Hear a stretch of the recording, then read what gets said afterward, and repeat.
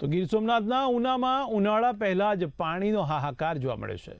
ત્યારે ઉના અને ગીર ગઢડા તાલુકામાં પીવાના પાણીની ગંભીર સમસ્યા સર્જાઈ છે।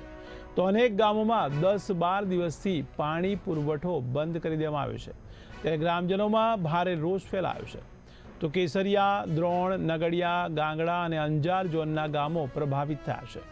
તો સરકારી આંકડા અને વાસ્તવિક સ્થિતિમાં મોટો ફરક જોવા મળી રહ્યો છે। તો લોકો પણ વેચાતું પાણી ખરીદવા મજબૂર બન્યા છે। તો અનેક હેન્ડપંપ પણ બગડેલા જોવા મળી રહ્યા છે। ત્યારે મરામત પણ કરવામાં આવી નથી। ત્યારે તંત્ર સામે સ્થાનિકોમાં ઉગ્ર અસંતોષ વ્યાપી ગયો છે। તો તાત્કાલિક નિયમિત પાણી પુરવઠાની ગ્રામજનો દ્વારા માંગ કરવામાં આવી રહી છે। ઉનાળાની હજી શરૂઆત થઈ છે અને ઉનાળાની શરૂઆતમાં જ પહેલા જ ફેઝમાં કે પહેલા જ તબક્કાની અંદર ગ્રામ્ય વિસ્તારમાં પીવાના પાણીની ગંભીર સમસ્યાઓ ઊભી થઈ છે। ઉના તાલુકાને ગીર ગઢડા તાલુકાની અંદર કુલ 5 ઝોનની અંદર પાણીનું વિતરણ કરવામાં આવે છે। એમાં Bediya zone, Dron zone, Nagadiya zone, Gangda zone અને અંજાર ઝોનમાં।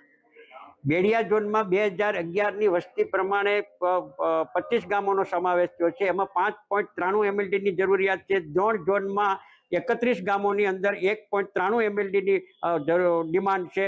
નગડિયા ઝોનમાં 34 ગામમાં 1.65 MLD, ગાંગડા ઝોનમાં 20 ગામોનો સમાવેશ થાય છે, તેમાં 3.96 MLD અને અંજાર ઝોનમાં 14 ગામોનો સમાવેશ થાય છે, 3.01 MLD।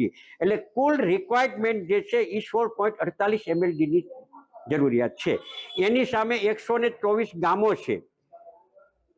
પાણી પુરવઠા બોર્ડ જે સોર્સમાંથી જે પાણી મેળવે છે એમાં નર્મદા મહીમાં કેસરિયા, નર્મદા મહીમાંથી ઉના અને રાવળ ડેમ અને મસુંદરી ડેમ, એ જે પાણી જે સ્ત્રોત મેળવે છે એને કુલ સંખ્યા થાય છે 21 MLD અને 21 MLD જે પાણીનો સ્ત્રોત મેળવે છે પાણી પુરવઠો બોર્ડ, એમાંથી 4.05 MLD પાણી દીવને આપવામાં આવે છે। હવે દીવ એમાંથી બાદ કરતા બાકી વધે છે, પાછળ વધે છે 16.95। હવે પાણી કે પુરવઠાના જે આંકડાઓ છે એ પણ કે આંકડાઓ અને 2011ની વસ્તી મુજબ પર વ્યક્તિએ 70 લીટર પાણી ગ્રામ્ય વિસ્તારમાં આપવાનું હોય છે પર ડે।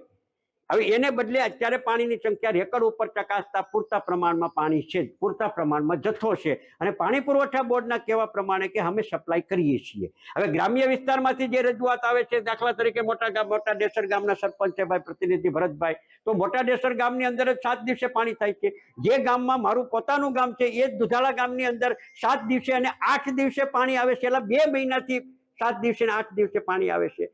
તો મારા ગામની 2000ની વસ્તી છે, તો 1,40,000 પર 70 એક વ્યક્તિએ 70 લીટર લીધે 1,40,000 લીટર પાણી પર ડે જરૂરિયાત પડે છે।